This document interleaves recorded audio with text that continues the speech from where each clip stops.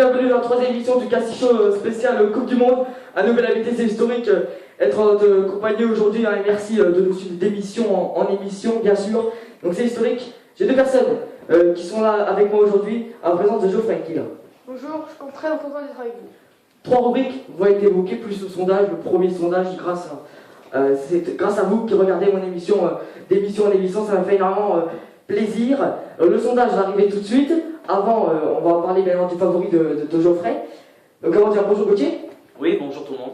Voilà, trois rubriques, je le disais. Donc la première, c'est les meilleurs buteurs, dirigé par Thomas Müller. Le débrief des matchs de mardi à jeudi, plus les matchs d'aujourd'hui, puisqu'on est vendredi.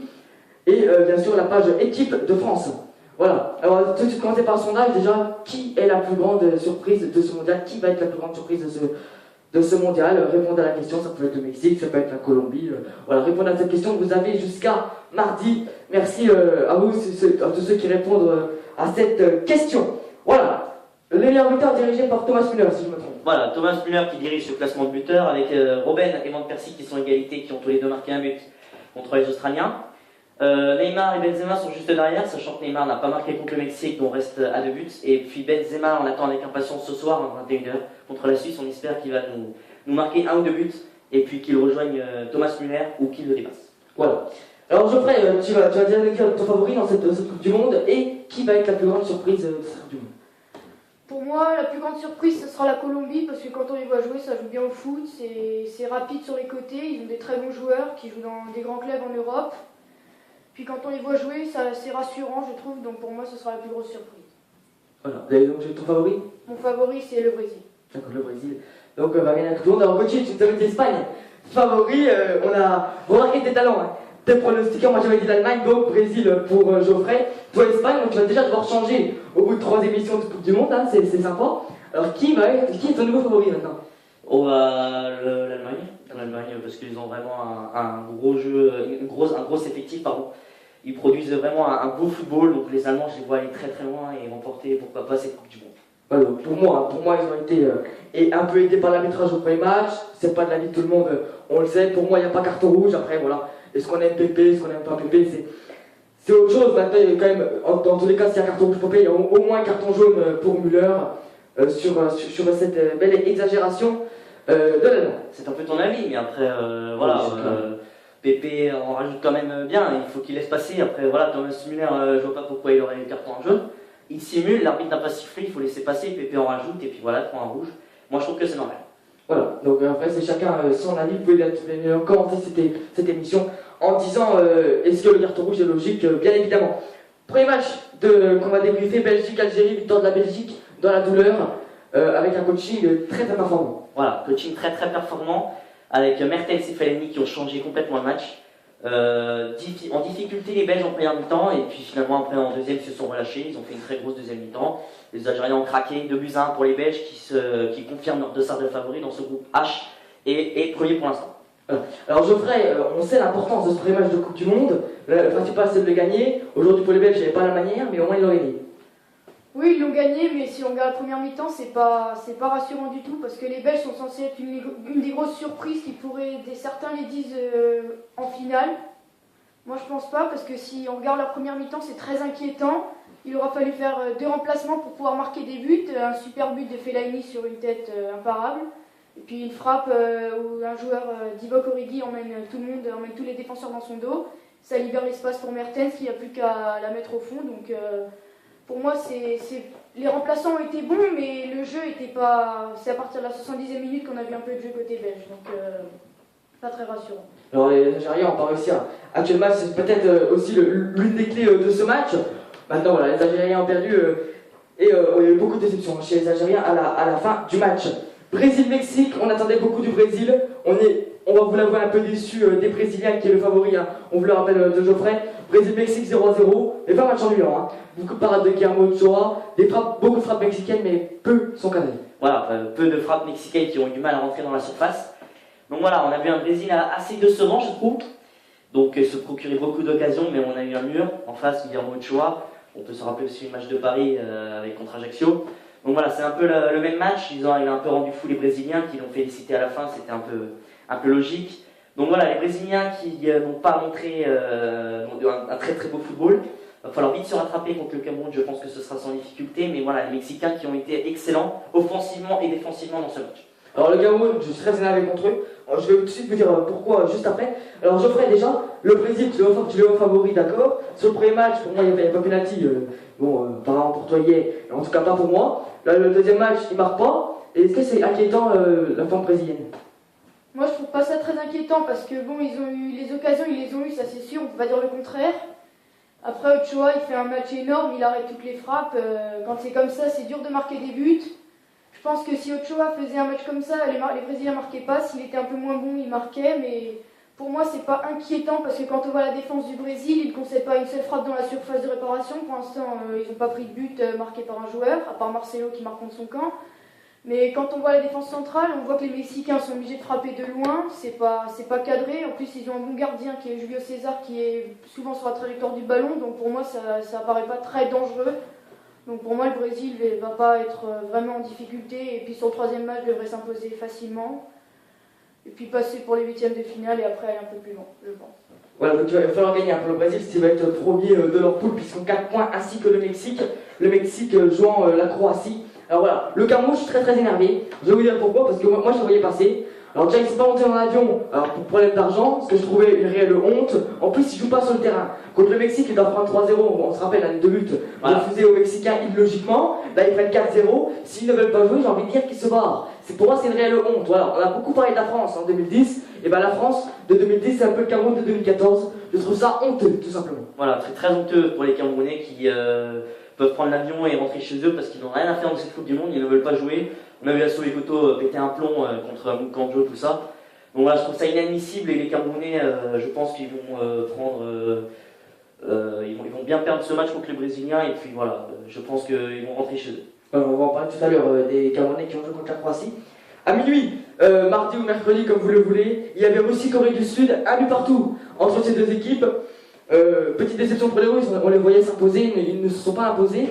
Un but partout, est-ce que c'est inquiétant pour les Russes? J'ai pas vu un beau football au niveau des Russes, ils n'ont pas très très bien joué. Voilà, ils ont pris un but coréen avec une erreur complètement de Akinfield. Voilà, pas très bon dans son match. Donc voilà, les Russes ont été pas très bons du tout, ils n'ont pas été bons du tout.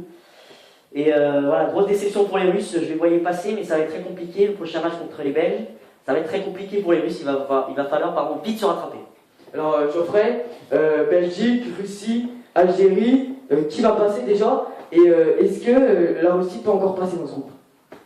Moi les Belges, même sans être convaincant, je les vois passer.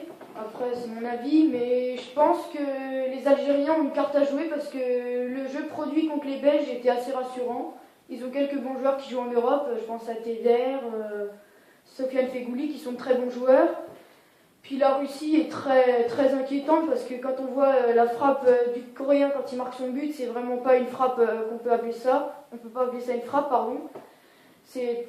Akinfi fait une erreur de main, c'est très flagrant, la balle lui arrive dessus, il met les mains et puis ça passe entre ses mains, donc pour moi c'est pas rassurant, la Russie joue mal au foot. Le but il est un peu chanceux de Karsakov, donc pour moi je pense que l'Algérie a une carte à jouer dans cette poule. Voilà, le prochain match des Russes face à la Belgique le dimanche 22 juin, tandis que la Corée du Sud jouera l'Algérie également le dimanche 22 juin. Alors enchaîné Australie-Pays-Bas, les Pays-Bas ont eu très très très chaud, mais se sont imposés avec un magnifique but australien et un magnifique but de Robben.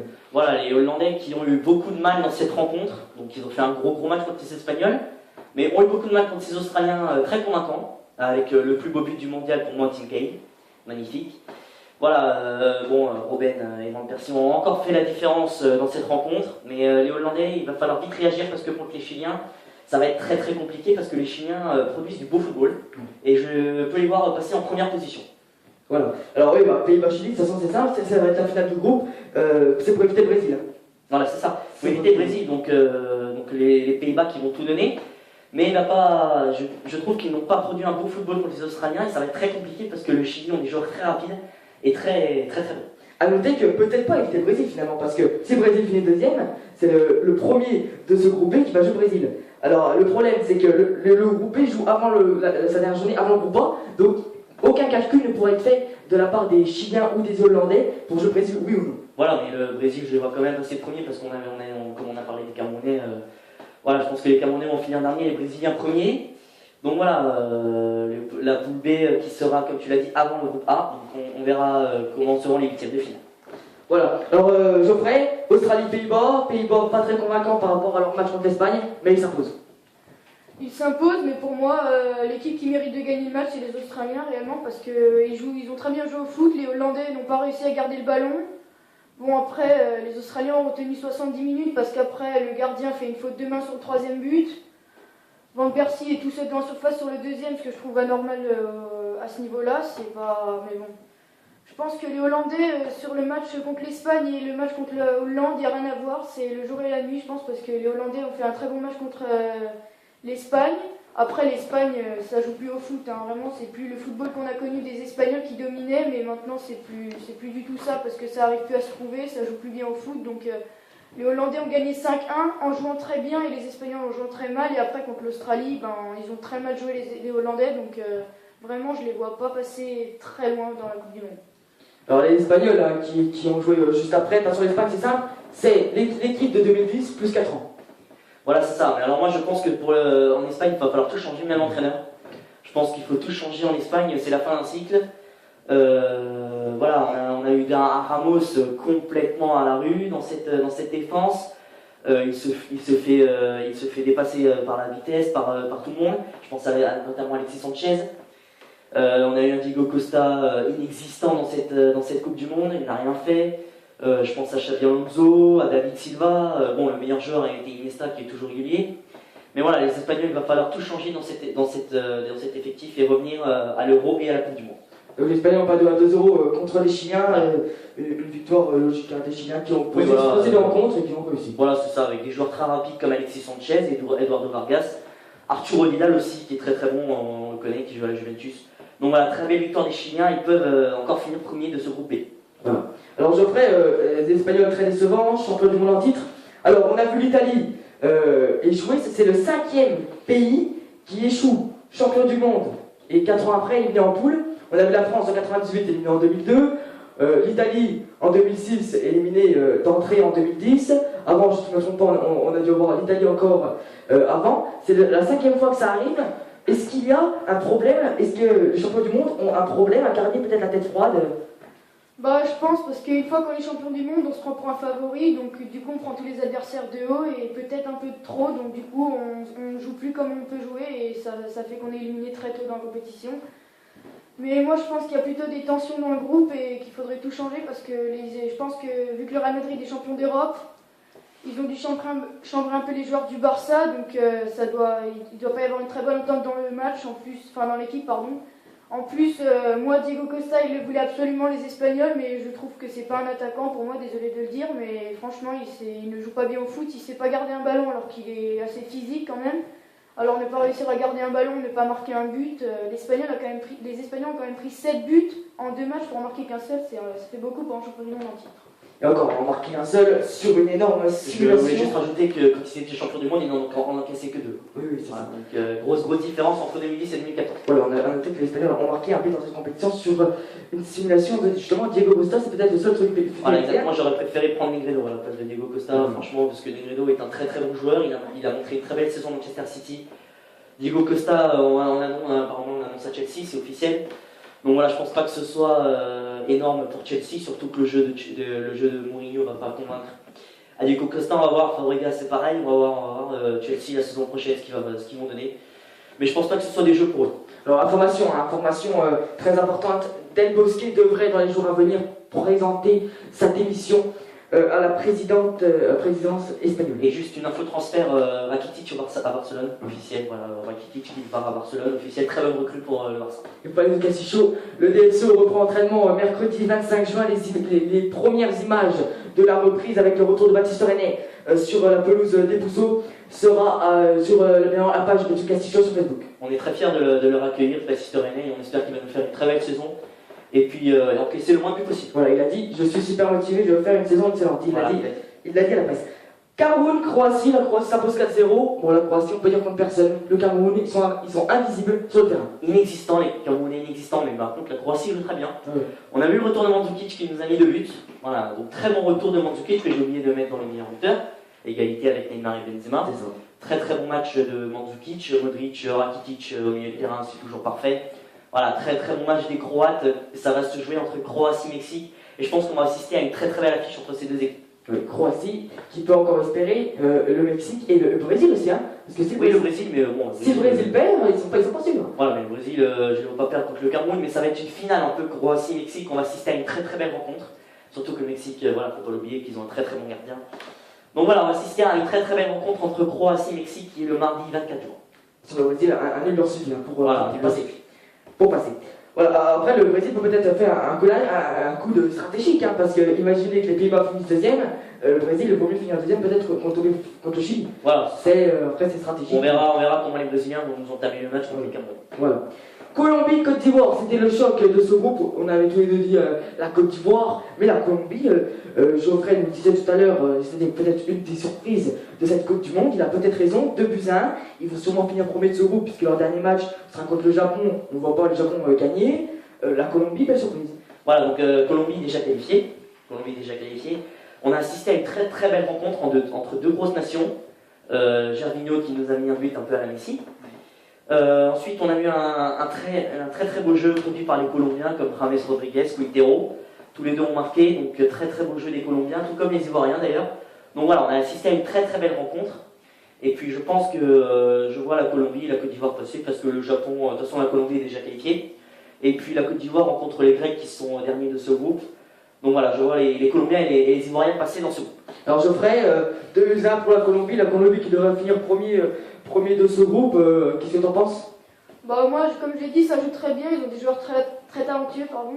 Je pense à James Rodriguez de Monaco, Cuadrado, des joueurs comme ça qui sont capables de faire la différence à tout moment avec leur vitesse et leur technique. Donc pour moi, ouais, je pense qu'ils vont passer premier de la poule avec 9 points normalement parce qu'ils devraient battre le Japon. Parce que franchement, c'était pas un beau match entre le Japon et la Grèce. Voilà, en vous rappelant le sondage, hein, qui va être la plus grosse surprise de ce mondial sondage, donnez vos réponses avant mardi, on débriefera maintenant le Voilà, je sondage. vais juste vous dire le mien. Donc pour moi, je vois quand même la France. La France, la plus grosse surprise. Donc pour que la France fasse une surprise, il faut au moins aller en finale. Hein. Voilà, déjà gagner ce soir. Voilà, Déjà gagner ce soir, on va prouver que cette équipe de France a un très bon effectif. Ouais. Déjà gagner ce match de ce soir. Et puis après confirmer contre l'Équateur. Et puis pourquoi pas aller le plus loin possible. Et j'espère pour les Français qu'ils gagneront cette Coupe du Monde. Voilà. En vous rappelant de Paris, hein, qu'on se fera le bleu, blanc, rouge. Voilà, c'est ça. Ils vont en finale. Mais déjà, il va falloir confirmer le on va en reparler évidemment longuement tout à l'heure. Uruguay-Angleterre, 2-1 pour l'Uruguay. L'Uruguay presque qualifié, l'Angleterre presque éliminée. Voilà. C'est dur pour les Anglais. Donc ce soir, enfin tout à l'heure, Italie-Costa Rica. Donc déjà les Italiens s'ils gagnent sont qualifiés. Très très belle rencontre encore une fois entre l'Uruguay et l'Angleterre. 2 buts de Luis Suarez, encore une fois, que j'ai oublié dans les meilleurs buteurs, qui est revenu en forme, hein, 2 magnifiques buts de Luis Suarez. Par contre, les Anglais ont bien joué, mais le problème c'est qu'ils n'arrivent pas à tenir un score. Donc ils sont revenus grâce à Wayne Rooney, mais après, voilà, Luis Suarez fait la différence derrière et permet à l'Uruguay de pratiquement se qualifier pour les 8e de finale dans ce groupe. Alors Geoffrey, on avait vu l'équipe uruguayenne très décevante face au Costa Rica, battu 3-1. Là, est-ce qu'il y a vraiment eu un réveil uruguayen? Bah pour moi, le réveil il s'appelle Luis Suarez tout simplement parce que c'est un joueur qui, dans n'importe quelle équipe, il arrive à marquer des buts extraordinaires parce que c'est vraiment un joueur très talentueux. Meilleur buteur de première ligue, je crois meilleur joueur aussi si je ne me trompe pas, mais franchement c'est lui le réveil parce que Cavani qui avait fait plutôt un bon match contre l'Uruguay sans être vraiment étincelant parce que l'Uruguay avait vraiment été très décevante contre le Costa Rica. On les voyait faire 3 défaites certainement. Mais pour moi, ouais, le réveil s'appelle Luis Suarez parce qu'il a vraiment fait un match énorme, il a marqué un doublé. Et puis quand Suarez est là, Cavani on le voit pas vraiment, il était un peu absent. Donc ouais, réveil s'appelle Suarez. Alors l'Angleterre peut faire un truc historique. Aucune équipe ne s'est qualifiée en faisant 2 défaites et ils peuvent encore se qualifier. Pour ça, il faut. Alors, même me dire que le match vient de débuter entre l'Italie et le Costa Rica, ça vient de débuter entre l'Italie et le Costa Rica. S'il y a match nul, l'Angleterre est officiellement éliminée. Voilà, l'Angleterre est officiellement éliminée. Je vais juste rajouter que, comme Geoffrey a dit, Cavani est l'ombre de l'attaquant. On voit à Paris, comme Zlatan. Zlatan, voilà, il est dans l'ombre de Zlatan, il n'arrive pas. Voilà, quand Zlatan est là, il n'arrive pas trop à marquer. Quand Zlatan n'est pas là, il marque. C'est pareil en Uruguay, quand Luis Suarez est là, il ne marque pas beaucoup. Bon, il a délivré une passe décisive quand même à Luis Suarez. Il a fait un bon match, mais il n'a pas marqué. Donc voilà, Cavani est un peu dans l'ombre. Il faut que je pense qu'il soit un peu tout seul devant pour marquer des buts, comme il a fait à Naples. Maintenant, à Paris, il a un peu plus de difficultés. On verra la saison prochaine comment il va réagir à Paris. Et j'espère qu'il va nous faire une belle saison. Après, c'est un joueur vraiment très athlétique, on l'a vu revenir souvent en défense. C'est pas un Ibrahimovic par exemple qui revient en marchant. Lui, il perd le ballon, il va directement te récupérer. Ça peut être un joueur très intéressant. Oui, oui, c'est un joueur très très intéressant. Après, voilà, c'est quand même un buteur, donc il doit quand même marquer des buts. Mais c'est un joueur très très intéressant, même défensivement. On le voit, Cavani, il s'arrache sur tous les ballons. Donc voilà, c'est un joueur, on va dire, très très endurant. Japon-Grèce 0-0. Bon, c'est à miser sur ce match. Hein. Oui, match très très ennuyant entre le Japon et la Grèce. Bon, le Japon a dominé, mais il n'a pas réussi à marquer. Voilà, match nul entre ces deux équipes. Alors le Japon avait déjà perdu, la Grèce aussi. Il fallait un vainqueur pour encore espérer pour ces deux équipes. Maintenant, ça va être compliqué puisque la Grèce va jouer à Côte d'Ivoire mardi à 22h. Et également mardi à 22h, le Japon devrait jouer contre la Colombie. Donc ça risque d'être assez compliqué pour le Japon et la Grèce, voire impossible de passer. Voilà, c'est fini, on va retenir le programme jusqu'à mardi. Voilà, donc aujourd'hui, en ce moment, ça vient de débuter Italie-Costa Rica. Un match nul éliminerait officiellement l'Angleterre. Ce soir, 21h France-Suisse, c'est le match qu'on attend. À minuit, Honduras jouera contre l'Équateur. Samedi, donc c'est-à-dire demain, Argentine-Iran sera à 18h. Allemagne-Ghana à 21h. Et à minuit, Nigeria-Bosnie-Herzégovine. Le dimanche 22 juin, la Belgique jouera contre la Russie à 18h. La Corée du Sud contre l'Algérie, ce sera à 21h. Et à minuit, États-Unis-Portugal. Les Portugais ont peut-être leur dernière chance entre leurs mains pour encore se qualifier. Lundi 23 juin, Australie-Espagne à 18h, ainsi que Pays-Bas-Chili sera la dernière journée de ce groupe B. Dernière journée de ce groupe A, lundi également à 22h, Cameroun-Brésil, Croatie-Mexique. Mardi, on en reparlera mardi des matchs de mardi, puisqu'il y aura Italie, Uruguay, Costa Rica, Angleterre, Japon, Colombie, Grèce, Côte d'Ivoire, mais ça on en reparlera mardi avant 18h. Voilà, je pense qu'on a tout dit, on va passer à l'équipe de France maintenant. Voilà, on va passer à ce match de ce soir. Très attendu entre la Suisse et la France. La Suisse et la France, voilà. Match très important au Lakir, d'ailleurs. Allez au Lakir, c'est très très important, c'est 50 ans. Du Lakir, ça fait 50 ans que c'est France Géant, je pense qu'il va y avoir une très très bonne ambiance. Voilà, c'est sur le côté ouest du Lakir, une très très bonne ambiance. Moi, j'y viens pas, parce que je travaille tôt, comme vous le savez, je suis pâtissier, donc on se lève tôt le matin. Voilà. Mais on regarde le match, bien évidemment, à suivre en direct sur la page du Castillo, comme tous les matchs de l'équipe de France. Alors voilà, là c'est le premier test. La Suisse, 6e au classement mondial. C'est le premier test de cette Coupe du Monde. Voilà, premier test pour les Français. On va voir ce qu'ils vont faire ce soir, même si la Suisse n'a pas très très bien joué contre l'Équateur, ils ont beaucoup de mal. Donc voilà, maintenant j'espère que les Français vont nous produire un très très beau football. Et puis confirmer qu'ils sont là dans cette Coupe du Monde. Donc voilà, le match très attendu ce soir entre la Suisse et la France. Et puis on espère une belle victoire des Français. Moi je vais dire 2-0 pour les Français. Alors Geoffrey. Par contre, oui, je voulais juste rajouter, on espère que les joueurs comme Pogba qui ont déjà pris un carton jaune, Kappa et tout ça, vont se calmer et essayer de ne pas prendre un deuxième jaune pour ne pas être suspendu contre l'Équateur. Voilà, alors Geoffrey, qu'est-ce que tu penses du match contre Honduras et quel est ton pronostic pour la Suisse? Bah, moi je trouve que les Français contre le Honduras, ils n'ont pas été très convaincants parce qu'ils ont quand même dû jouer 11 contre 10 pour enfin pouvoir marquer un but. Ils ont dû avoir un penalty et puis un but du gardien Honduras, pardon. Un peu laborieux, donc c'était un match très laborieux. Mais la Suisse n'a pas beaucoup mieux joué contre l'Équateur, donc je pense que ça va être un match équilibré, mais il y a des piliers en équipe de France. Paul Pogba, Matuidi, après on espère qu'ils ne prennent pas de jaune comme l'a dit Gauthier. Mais moi je les vois gagner aussi 3-1 ce soir contre les Suisses. Je pense qu'ils devraient gagner parce que ça doit être assez simple on va dire. Mais on ne sait jamais l'abri d'une surprise. Donc l'équipe probable de l'équipe de France, hein, ça devrait être exactement la même que face à l'Honduras, c'est-à-dire Loris dans les buts et dans les buts. Pardon, en tant que capitaine, Varane Sako dans l'axe, Debuchy ainsi que Evra qui a pris un jaune, hein, Evra sur l'arrière, Kaba milieu défensif qui a pris un jaune également, Pogba qui a pris un jaune, Matuidi et là, Griezmann ainsi que Benzema et Van Bena et Benzema dans l'axe. Alors Benzema, on attend beaucoup de lui. Bon, tout le monde a dit, il aurait dû marquer un triplé, Maintenant, il a marqué un doublé. On attend de lui, mais surtout l'équipe de France, il faut s'imposer. Il faut s'imposer ce soir, c'est un match très important. Donc, comme tu l'as dit, ils sont 6e au classement de mondial. Donc ça va être un match très intéressant entre la France et la Suisse. Donc voilà, les piliers comme Geoffrey l'a dit, Matuidi, Pogba, tout ça vont produire un beau football. Et puis j'espère que Benzema va confirmer son début de Coupe du Monde en marquant pourquoi pas un but ou deux encore une fois. Donc j'espère que les Français vont gagner ce soir contre les Suisses, ça va être un match très très important comme tu l'as dit. Voilà, maintenant ça va être... Voilà, on va enchaîner tout de suite avec donc, la France doit s'imposer. Il faut absolument s'imposer. C'est la finale du groupe. C'est clairement la finale du groupe. Alors, il devrait jouer normalement soit l'Argentine, soit la Bosnie. L'Argentine premier ou la Bosnie deuxième, on ne sait pas encore exactement, mais on devrait jouer contre ces deux équipes. Donc la France doit finir premier pour normalement jouer contre la Bosnie. Bah déjà c'est simple, le gagnant de ce soir il sera déjà qualifié, il sera confiant pour la suite, donc le troisième match ce sera un peu pour se reposer parce qu'il ne faudra pas prendre trop de risques. Mais si la France gagne ce soir, ils auront déjà les deux pieds en huitième, ce qui serait déjà bien pour eux, et puis ça les mettrait en confiance s'ils arrivaient à s'imposer assez largement, on va dire.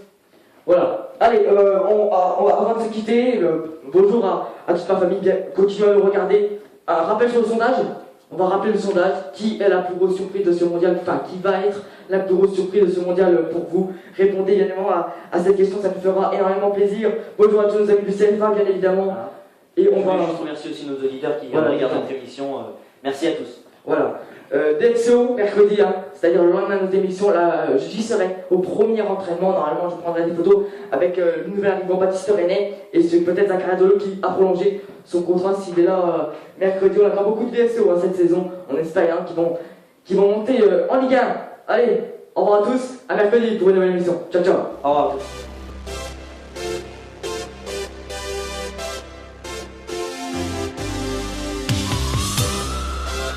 Bonjour à tous, bienvenue dans la troisième émission du Castichon spécial Coupe du Monde.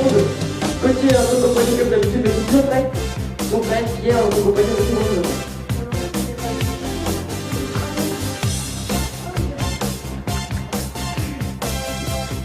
Bonjour à tous, bienvenue dans la troisième émission du Castichon spécial Coupe du Monde. Merci de nous suivre de merde. Oh putain. Bonjour à tous, bienvenue dans la nouvelle émission du Castichon.